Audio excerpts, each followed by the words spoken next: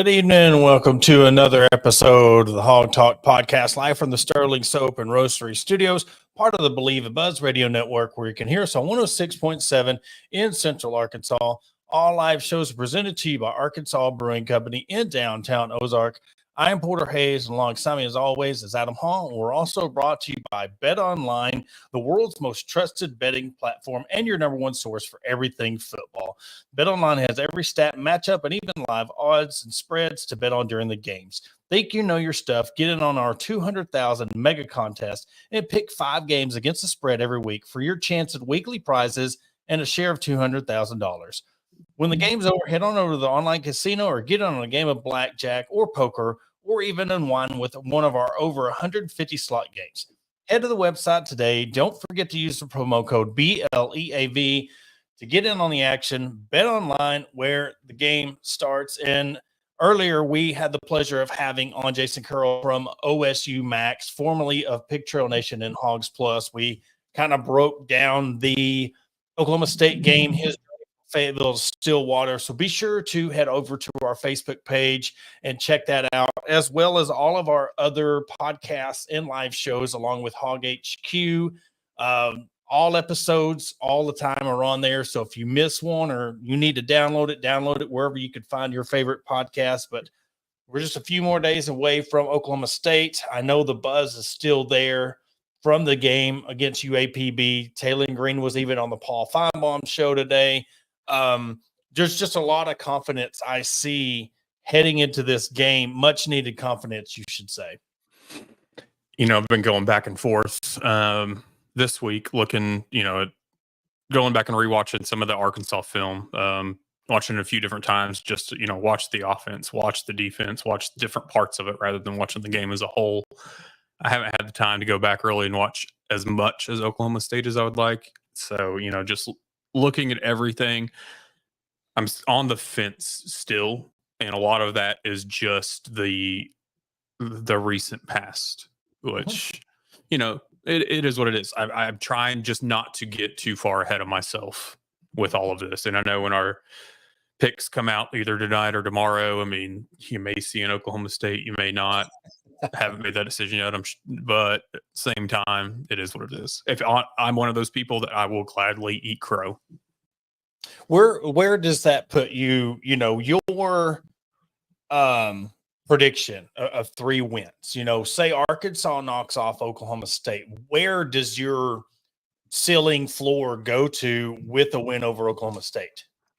With a win, I think that we'd be looking at, in my eyes, 6 to 7 wins, because I think this game will be a turning point one way or another. Not trying to look too far ahead, but looking at Oklahoma or Texas A&M. I mean, I know Mississippi State put up 56, but just looking at the other teams, there's some games there that I, on our prediction show, said were kind of my swing games, could go either way that would change me off of that, and this would definitely do that. I think, we talk about, we brought this up before the season with playing UAPB or UAB after this, win or lose. It's very beneficial because you go to Stillwater, pull off the win, pull off the upset, get that ranked win. I mean, look, how much does this program need a top 25 win? And I do it differently. I don't do like a top 15. You're the top 25 or you're the top 10, A win like this on the road against an Oklahoma State team is much needed. And you get a week to prepare for Texas A&M. You don't have to worry about coming off of this high and then going right into this game where, look, you talk about getting the monkey off your back. You talk about any other team. You put LSU, you could put Mississippi State in there. You have that Texas A&M game that's always been that hurdle for you over the past years. Being able to come down from the high or rebuild off a loss is huge, especially when that team is Texas A&M. And the way Texas A&M looked against Notre Dame, you can't look too far ahead, but you have to really know that you're not going into that thinking it's automatically winnable, and then you get caught in a trap game. Well, it's going to be. I mean, we have Auburn between UAB and A&M, so that's going to be going into Jordan Hare is going to be a completely different environment than Jerry World, but it's one of those things that which I know they're doing. Get into Oklahoma State, go into Stillwater, prove what your team and your coaches know and feel, and what a lot of the fan base currently feels. Play your game. I mean, looking at the stats and some of the video that I have watched of Oklahoma State, I mean, it's one of those things. I think they had either 6 or 14 more yards than South Dakota State. And, the quarterback was only touched twice, wasn't sacked. So, but looking at Ollie Gordon, 24 to 26 rushes or whatever it was for 126, I think it was like a 3.8 average. So meet him at the line of scrimmage, disrupt the backfield. Those are things that you're going to have to do.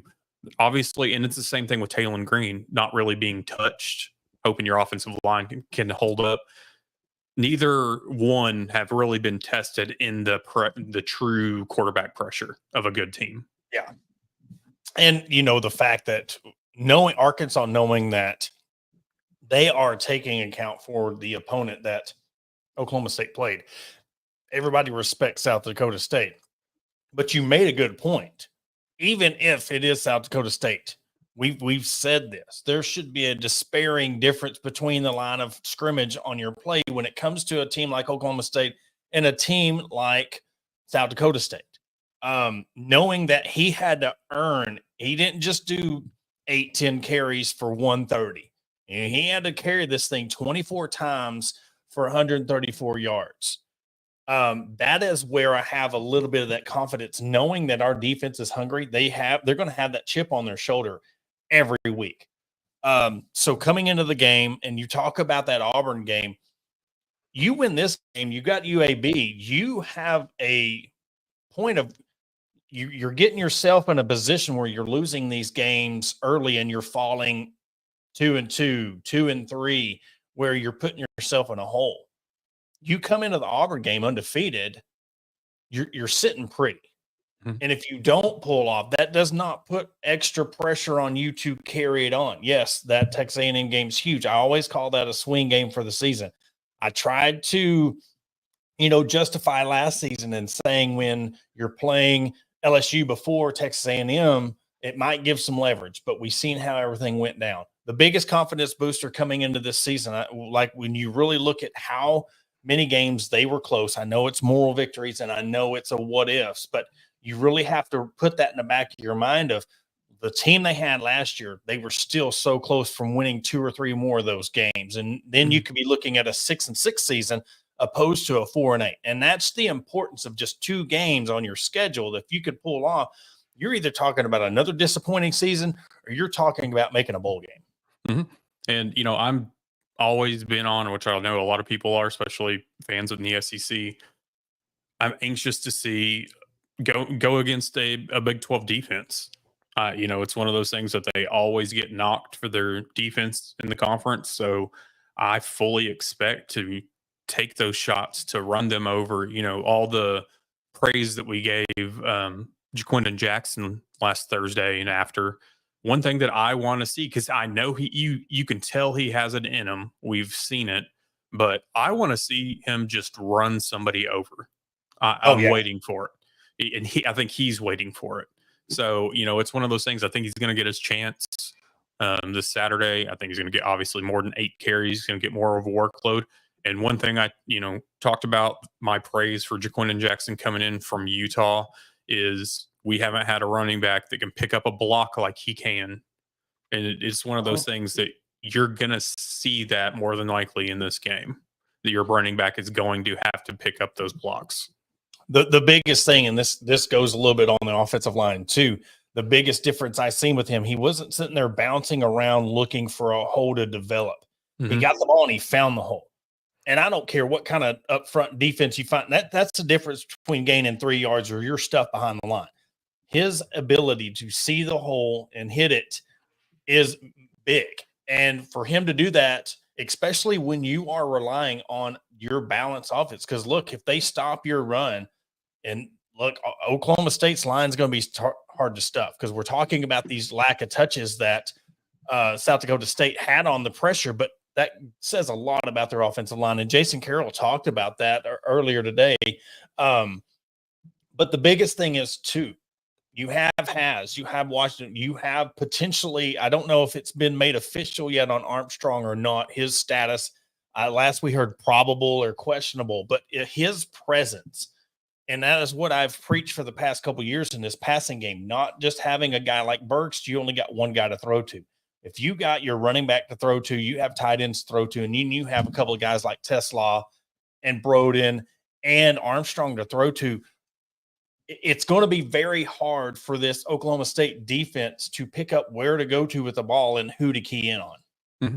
And seeing, what we saw against UAPB and what we know of Bobby Petrino, a screen, a screen to the running back is for Petrino is completely different from a screen, that Kendall Briles or Dan Enos called. And I think we saw a little bit of that. And we've got running backs that can catch and run. And it's one of those things that with the offensive line, making sure that they're out ahead and blocking, and your wide receivers have to pick up blocks too. And granted, it's UAPB, but these are things that I think we saw little glimpses of, and we're going to see more of as the season progresses. And you hope that they just come in. I feel like they come in hungry, they come in ready. And it's not so much proving people wrong anymore. It's proving you guys right as a team and as coaches. Yes. And the fact of, again, look at Bobby Petrino. He's not going to play conservative. He's going to come out. He's going to be ready to ball. He's going to be ready to go. We're talking about these first drives and stuff, even if they're unsuccessful, even if they have a 3 and out, he's going to try to shoot for a home run ball right off the bat. And I think that's really works in Arkansas's favor because, look, Oklahoma State knows something's coming. They don't know what's coming and where it's going. This is not one of these games where you're like, okay, they're going to play conservative. They're going to try to figure us out on defense. Bobby ain't playing that. He proved that last week of like, I don't even look at the kickers. I don't want my kickers out there. My job is to score touchdowns. If we have to settle for a field goal, we do. So that's what I think the first 2 or 3 drives is going to be interesting for me on an execution standpoint, because they're going to want to hit the home run. They're going to want the big play. Arkansas is coming in. The players want a statement win. Bobby Petrino, Sam Pittman, and staff, they want a statement win. And I think what's really good about this team is you have 2 offensive coordinators who they don't want to be outshined by one another. They don't want to say, well, the offense had a really good game, the defense lacked. The defense had a really good game, the offense is lacking. This is 2 guys that are hungry along with the head coach, and they come out with a statement win. They win this by 10, 14 points in a decisive, dominant win. I think it's going to send shockwaves through college football because everybody knows how impressive they were, but it was against UAPB. They beat Oklahoma State by 10 to 14 points. It's really going to send a statement to the rest of the SEC. So, complete X factor in this. You've got the chess match between offensive coordinators, Travis Williams, in that defense. Just because, I'm putting Travis Williams and Arkansas's defense above where Oklahoma State's at. So it's one of those things that I think that there's a lot of respect there between Petrino and Williams. And I think that this is more of I'm going to do everything so that my side of the ball helps your side of the ball. Yeah. So it's going to be getting each other off the field. It's going to be, we're going to try to do things to not put you in a hole to dig us out. Exactly. Which is how it should be. Yeah. Don't keep these. You're going to be allowed some 3 and outs. That's going to happen, but don't go 3 and outs in a row and then expect your defense to see. We've seen that over and over and over again, that the defense get worn out. You got an offense that can really run and gun. And to be honest, I'm interested to see how he switched things up, because this isn't a team like Oklahoma State that has a subpar running back. You can't just disguise your blitzes and live and die on that, because you still have to respect what they have at the running back position. So I'm really going to be intrigued on how he really takes this by the horns and he switches up blitzes. He really makes the play calling at the line of scrimmage or the switches. Do they switch into a run? Do they go out of a run to us? Because we're talking about a running back. What if they try to do a screen pass? Are you going to be able to pick that up? So that offensive defensive line is going to be the biggest, I say, X factor when it comes to the whole game is how does this defensive front play up to their offensive front? Yeah, that's what I was looking at. I remember looking up all of Oklahoma State's stats and whatnot because Ollie Gordon had 3 catches for 20 yards, so he's gonna be thrown to. So but back to Coach Petrino and the offense and whatnot. One thing that just listening to him in previous press conferences and then seeing it against UAPB finally, one thing that he touched on in the beginning, was basically like the booth versus the sideline. And he's going to be on the sideline, obviously, because of the communication factor. That's huge. Yeah. Because you can't do it if you're up in a box. You've got to be on the sideline. And he was, he even said, he was like, I got used to being in the box previously, at A&M. But I think we all know from seeing this in the past, Arkansas, whether it was Arkansas, Louisville, Missouri State, whatever, Coach Petrino on the sideline is different than Coach Petrino in a press box. The message gets across a little bit clearer when he's standing 2 feet in front of you versus calling down to a phone. You're not just screaming over headphones or talking through a phone. You can really show this kid or whoever, hey, this is why you messed up, but hey, here's how to fix it. Or hey, this is a really good pickup. Be looking at this, because you've got the guys above you that are picking things up on defense that they can relay to Bobby Petrino.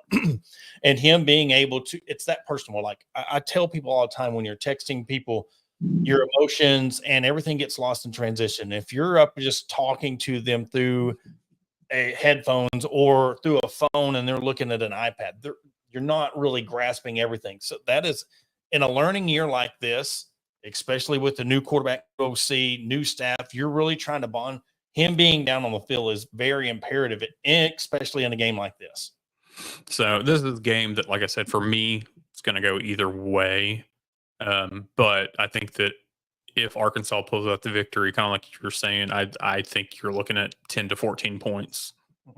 And I know, I think right now, Oklahoma State's a 7.5 point favorite, but it's one of those things. Besides being an 11 a.m. game, which I can't stand, but I think this goes in Arkansas's favor. But I think if it does go in Arkansas's favor, it's going to be double digits. Yeah, and I think Jason said something about Arkansas having like an hour to travel to the game. I don't know if that was before the game or is there no hotels in Stillwater? Like, I mean, he was talking about how small Stillwater was, but I mean, that could be a factor of, how hyped this team is. How much quality sleep do they get up on, because this is a very important game for this program. But I really want to say, he said they had like an hour drive to the stadium. So, I mean, put that in a little perspective, but I think that's where they need to know that in their game plan, pre-game plan, like, look, guys, make sure you do A, B, and C, because we got an hour drive to the stadium. We're going to do our walkthrough. You're going to have plenty of time to get hyped up and get ready. And I'm very interested to see how the start of this game goes, because I mean, I'm really, if they shut down the run game and make Oklahoma State just pass it, that's where I really have confidence of them trying to keep up with Bobby Petrino's offense. And it is a 14 point victory. And, we saw it a few times in the UAPB game. I hope that the issues of our secondary getting beat a few times were just one-offs. I mean, obviously it's going to happen here and there, but maybe it's something that during this past week, Coach Williams, they pointed these things out on tape, like, hey, you got beat, you got bailed out, but you got beat. Yeah. And switching subjects to how you're going to watch the game. We know the ESPN Disney saga continues, and I know there was a lot of fingers pointing at DirecTV and greed, and we even had a conversation with Courtney Mims from Pig Trail Nation about that. And man, some breaking news come out today about strong arming, and we're talking about this one platform device that you're wanting to stream on, and it really makes sense of if ESPN's trying to control everything, they're trying not to lose grip. You're talking about who wants money in the college football.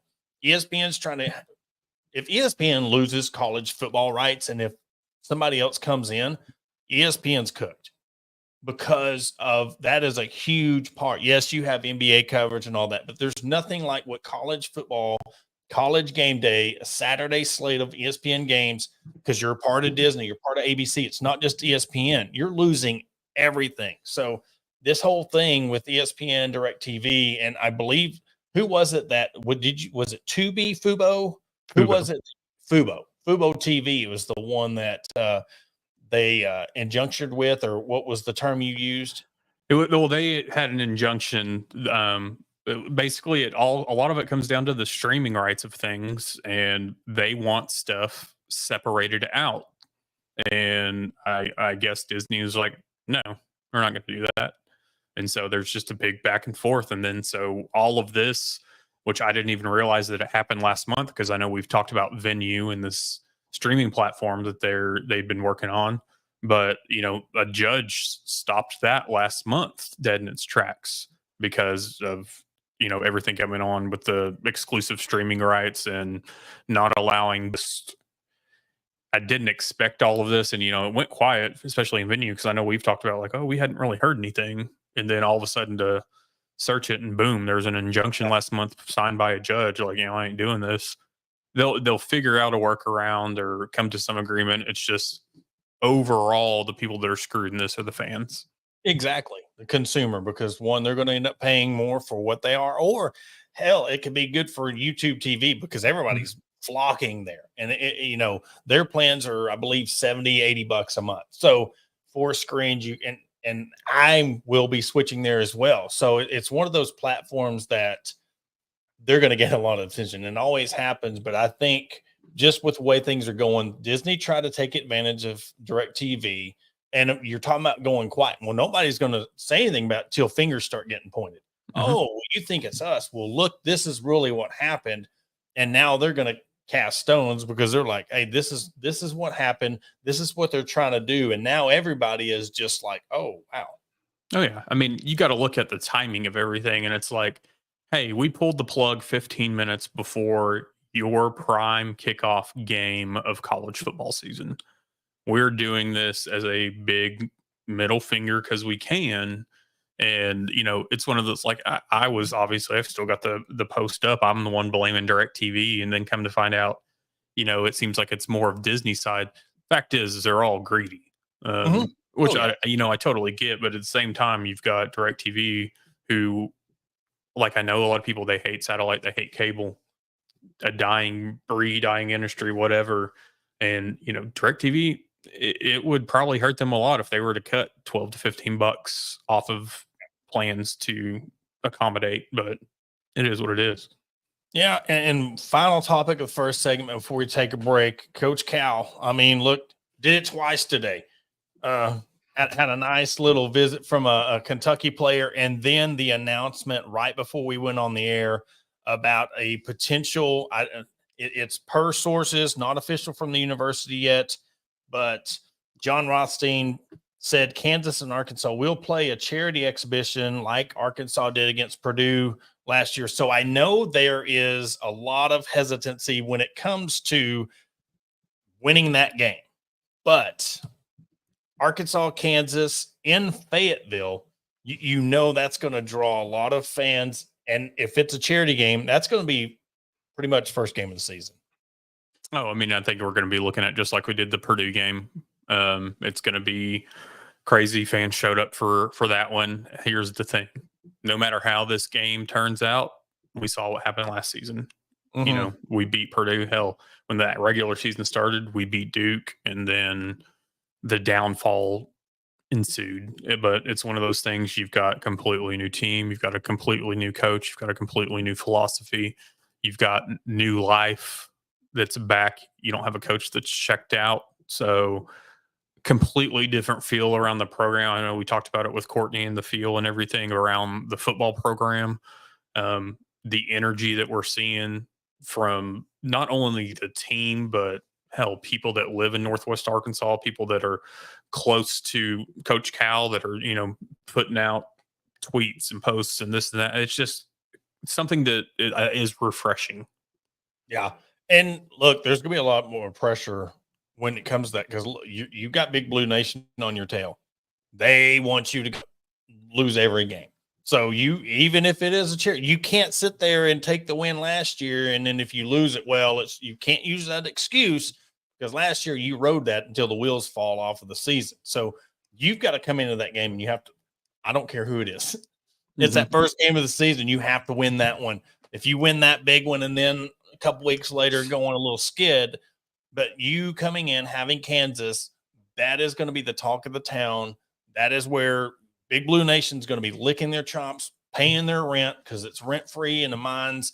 And, that's where I pause when it comes to that team because there is so much expectation on this team. But they put it on themselves by the big hire, all the NIL money, all the 4 stars, 5 stars. So I know we're months away from that, and it seems like Cal can always find a way to make the storylines, which is always it's always a good thing. So that will be coming up. I don't think it is not official yet. It's not official yet, so we don't know any more details on it. All right. Well, we're going to take a quick break. After the commercial break, we're going to bring on Jonthan Tobey. But yes, I forgot all about it. We're doing a pick'em. We have our championship belt for our cross-platform pick'em contest with the Hog Talk and Hog HQ. That will go to the winner. So hopefully that will be delivered to my house. Are we running this all the way through till the Super Bowl? Is that how we're going to do this? Or I figured we could either do that or just through the regular season. We actually didn't decide yet. I think when I figured it up in my head, we were looking at 16 to 18 weeks, or that's what I had figured in my head. But we can do it to, or you, me, DP, and Matt decide on if we want to do it to the regular season or do it to bowl season. Because you got to think bowl season is going to give us games and matchups that are going to make us think a little bit, because you're going to have to take in consideration opt-outs and the stakes of college football playoff. I think we should probably include the CFP in this. Yeah. And look, if we're going to do that, we might as well just hey, heck with it. Let's go to the Super Bowl. Go to the Super Bowl, all the college football, NFL pick'ems. But we're going to take a quick break. After the break, we'll bring on Jonthan Tobey of Baptist Health. We'll catch you after the break. Looking to enhance your home's curb appeal? Look no further than Vision Exteriors. As your trusted roofing, siding, and exterior experts, we're here to transform your property. Our skilled team ensures your job is not only functional, but also aesthetically pleasing. Along with roofing, we also offer window, gutter, and siding insulation to boost your home's appearance with our quality options. Visit us at www.visionexteriors.com or call us at 479-397-4770. Let's make your vision a reality. Discover Wellness at Baptist Health. As Arkansas's largest and most comprehensive not-for-profit healthcare organization, we're here for you every step of your journey. Whether you need heart health services, orthopedics, or simply want to live well, Baptist Health has you covered. Visit us at 1001 Towson Avenue in Fort Smith or at one of our 250 points of contact all over the great state of Arkansas. From urgent care centers, senior living, to our primary and specialty care clinics, Baptist Health, for you, for life. Are you looking for your dream home in the heart of the Ozarks? Look no further than Hillbilly Realty. Located at 401 West Commercial Street in Ozark, Arkansas, our experienced team of professionals is dedicated to help you in finding the perfect property. Whether you're buying or selling, we're here for you with a commitment to excellence, customer service, and local expertise. We make the real estate process seamless. Call Bill Brockett today and team at 479-667-4135 to start your journey with Hillbilly Realty, where every property feels like home. Welcome to Vulcan Sporting Goods, your premium pickleball supply company right here in Hot Springs, Arkansas. Explore our premium pickleball equipment featuring pro endorsed gear and accessories. Whether you're a seasoned athlete or just starting, Vulcan has something for you. In pickleball gear, you can discover a collision of style, athleticism, and technology with our durable products. Excellence meets innovation at Vulcan Sporting Goods. Visit our website at www.vulcansportinggoods.com to explore our collections and stay updated on the latest highlights by following Vulcan Pickleball on social media. And want to welcome you back to the Hog Talk podcast. We head to the Mother's Lumber Hotline, bring in Dr. Jonthan Tobey from Baptist Health. I want to really appreciate you for coming on, orthopedic surgeon at Baptist Health. So thank you for taking time to jump on. Yeah, appreciate it. Thanks for having me. So we really partnered up with the Baptist Health and brought on a lot of providers. We're talking about sports, how it relates to injuries, and having you on and the uptick, talking about the health of these kids getting stronger earlier, the tendons, I'm sure you see a lot of ACL stuff when it comes to that. And what's been the biggest thing that you've seen the uptick in injuries, especially I want to go middle school, high school, when we're talking about these athletes? Yeah. So one thing that's changed a lot, especially the last decade or two, and when I was in junior high and all that playing football, we typically played on a grass field, and then the turf field started coming. And there actually is, if you look at some of the data, there is a higher rate of injuries on turf fields as compared to grass fields. One article I looked at said there was a 20% increase in non-contact injuries. That's a lot of your ACL tears, things like that. And it has to do with there's just more energy in the turf.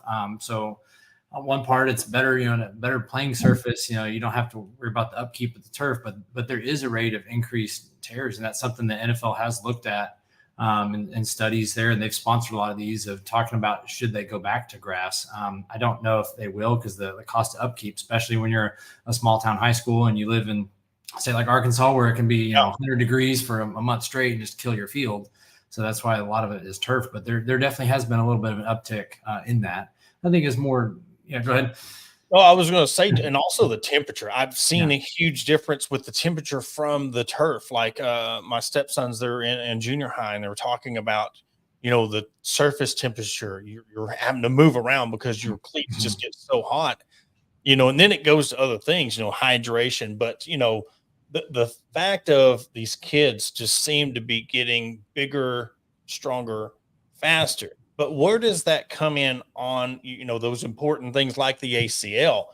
Are you seeing some type of where, they're getting bigger and stronger, but their tendons and ligaments are just not developing enough to withstand these kids' bodies these days? I don't know if it's necessarily the tendons and ligaments aren't stronger. I think they're just getting hit with a stronger force. If you're just getting hit by more force, you're more likely to get an injury. If you get hit by a small little Miata versus you get hit by an F-150, there's just going to be more damage with that. So I think that's kind of what's happening, especially when you look at junior high and high school, because some kids hit their growth spurts way earlier than others. And it's funny when you see, one kid that has a full beard and the other kid looks like he's a 12-year-old and they're playing on the same field.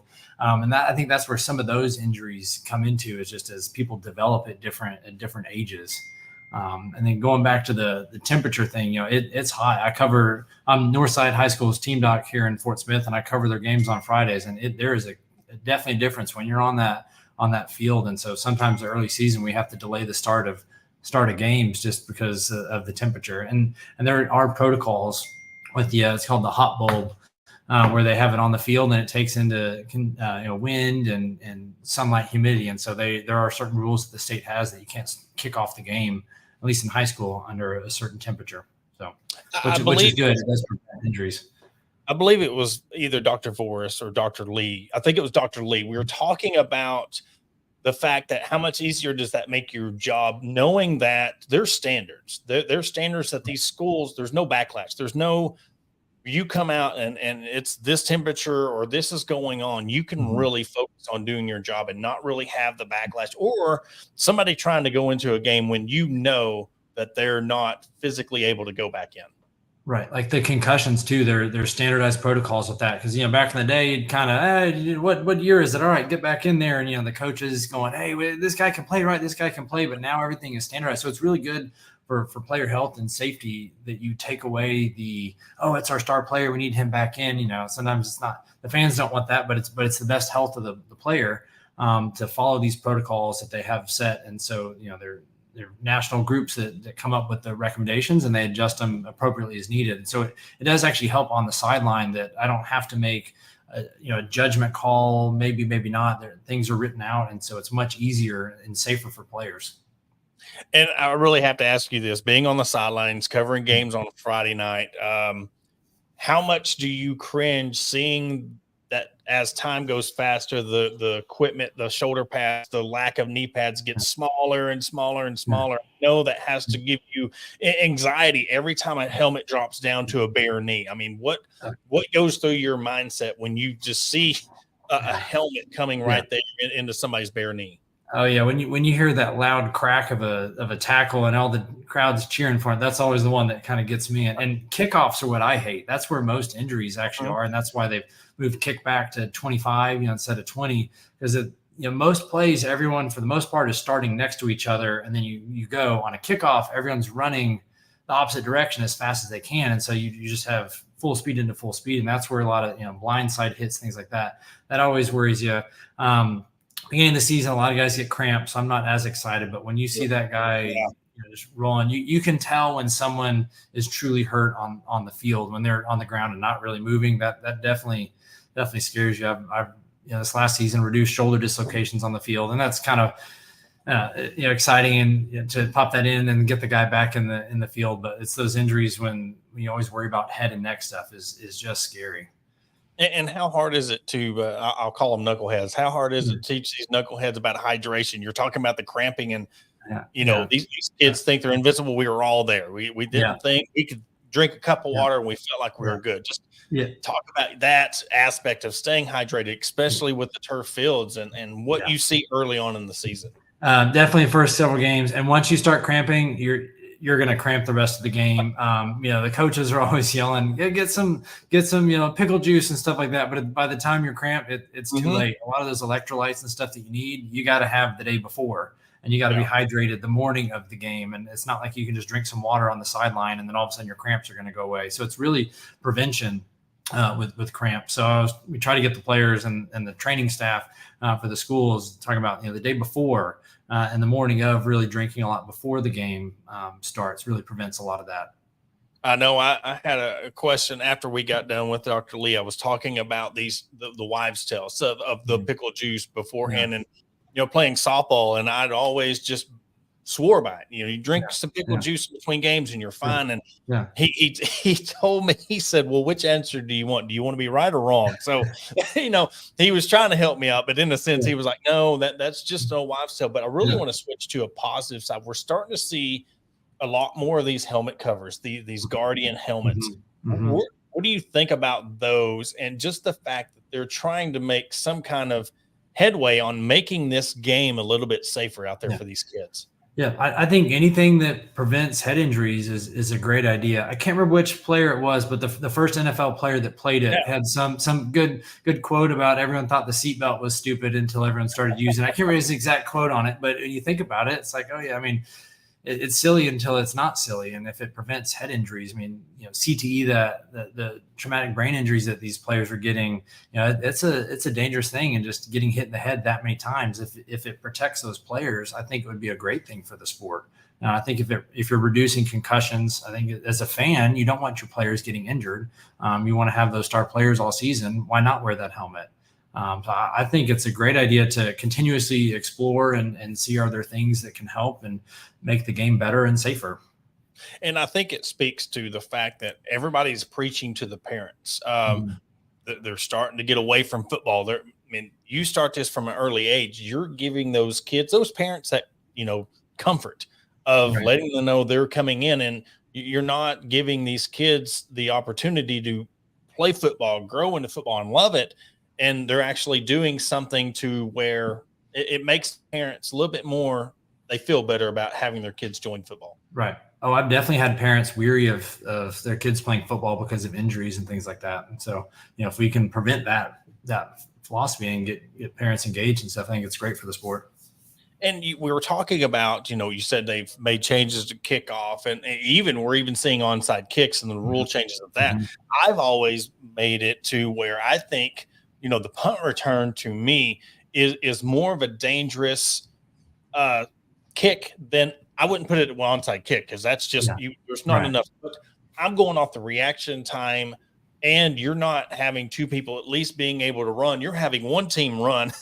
And one guy just standing there. Yeah. So if they could make one rule change, it doesn't have to be with punt and return. If they could, you could have like your say so in one rule change when it comes to the safety of the game. What would you want to see differently done?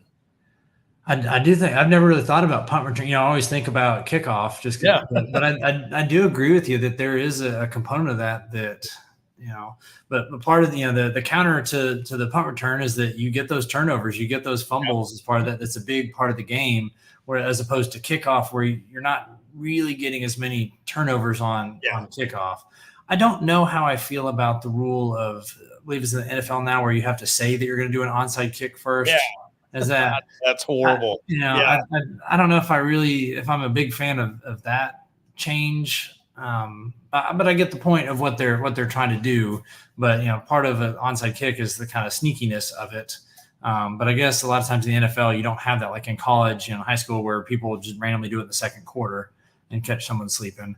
I think they need to bring back the cowboy collar or something in the net area, like a NASCAR helmet, because you're talking about concussions, but your expertise, is there more of where does the line of concussion from the impact of being hit or actually your head hitting the ground? Is there a lot? Is it even, or is it where do you see more injuries come from?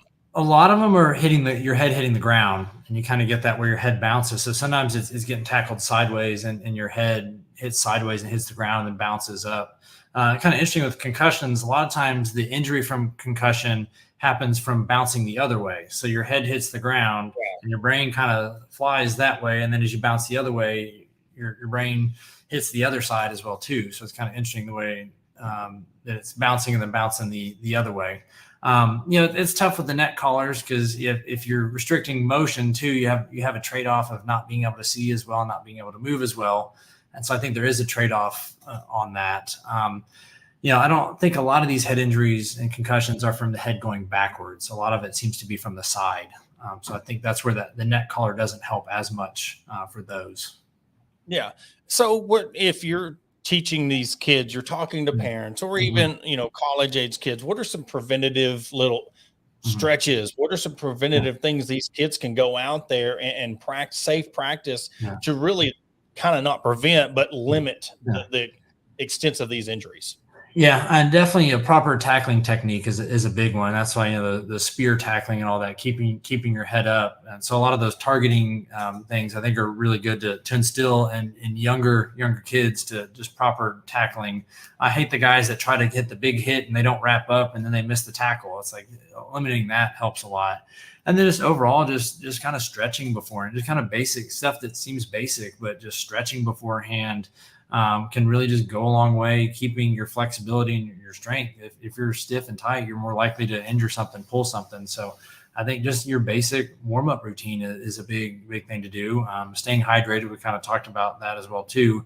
You start getting dehydrated, you're getting a little tired, you're not performing at the top rate. That's a lot of times where you get hurt is at the end of the game when you're tired and you can't perform as well and someone just kind of blows through you.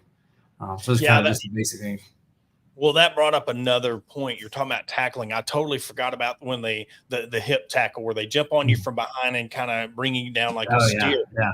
That really didn't last long. I think it was popular maybe 1 or 2 seasons where defenses were doing that, and they quickly, because the amount of injuries, from Pee Wee all the way up to NFL was just getting too much. And, we're looking at college, pro aside, we're looking at high school, middle school, Pee Wee. We're talking about not only injuries that can keep you up for a season, but as you're growing, it can really impact your adult life. So them making those changes to prevent those type of injuries, I know that's probably got to be a sight for sore eyes to see that they're, again, another measure where they're trying to make this game safer.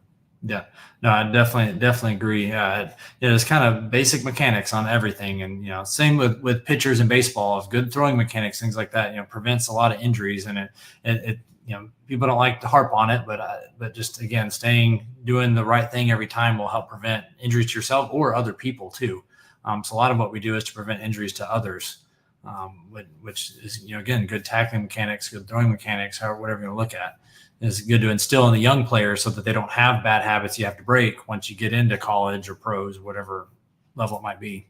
And we'll wrap things up with, I don't know where your allegiance lies. We didn't talk about your fan and who you're a fan of, but state your claim on your team, and if it's the Razorbacks, what do you think? And looking forward into this season. Yeah, I've traveled all over, so I've got a bunch of claims. So I'm a Baylor guy, so I went there for undergrad, but I've got degrees from Texas and OU, and then University of New Mexico, so I'm all over. But what makes it easy on you?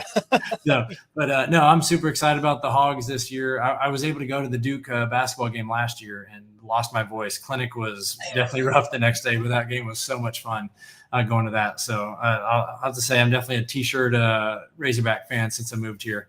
There you go. I'll throw another shout out. I've got my I'm the team doc. I don't know if you can see on my shirt the UAFS University of Arkansas at Fort Smith. I'm their team physician here too. They don't have football, but I cover all their other sports. But I think it's going to be a close game. I think, going 10 touchdowns on 10 possessions last week. Mm-hmm. That's tough to do no matter who you're playing. So I'm excited for what Petrino's bringing, and I think the offense is going to be there. We'll just kind of see what defense can do. It's tough. It's tough to win Stillwater, man.